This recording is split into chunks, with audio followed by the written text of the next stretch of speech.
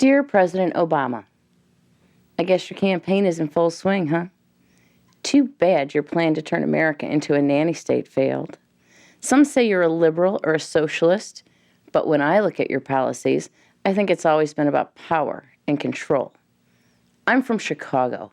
I know what the Democrats did to lock Chicago into Democrat control for decades. They've got more people living off our taxes than those actually paying the taxes. City Hall even pays off the churches. Your strategy was very bold and nationwide. In every industry, you have sought to hurt, cripple, and diminish the private sector, the real wealth creators. Your offshore drilling moratorium laid off 100,000 workers. Too bad a federal judge told you it was a violation of contract law. From Obamacare to the GM takeover and closing of hundreds of dealerships, every policy you put forth has hurt the private sector, including the 5,000 regulations imposed by your czars. That's why millions of Americans are still out of work. Fortunately for America, you didn't anticipate the GOP takeover of the House in 2010. Instead of accepting the results, you doubled down with your pal in the Senate, Harry Reid, as you two refused to allow any of the 30 bills sent from the House to have a vote that would free up the private sector. Now, I realize that you're a byproduct of government. Your entire life was subsidized by the government. So I say this to help you understand why it is you failed. Americans are very independent. We like to chart our own course. We like to have opportunities to advance and succeed, to achieve our dreams.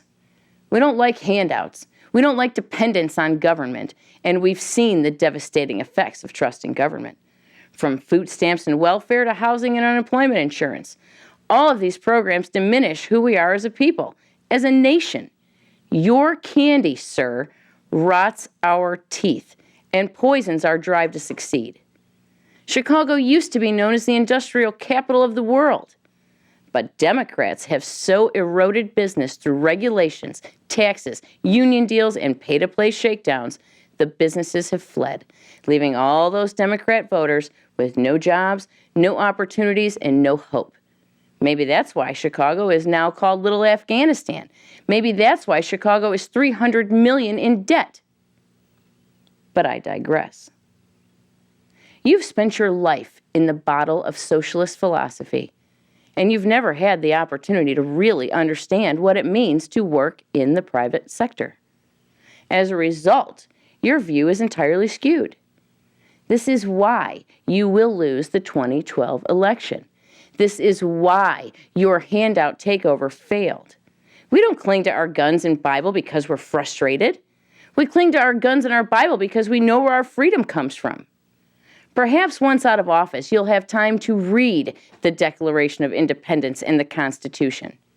It is then that you will understand why your policies failed and why you lost this election.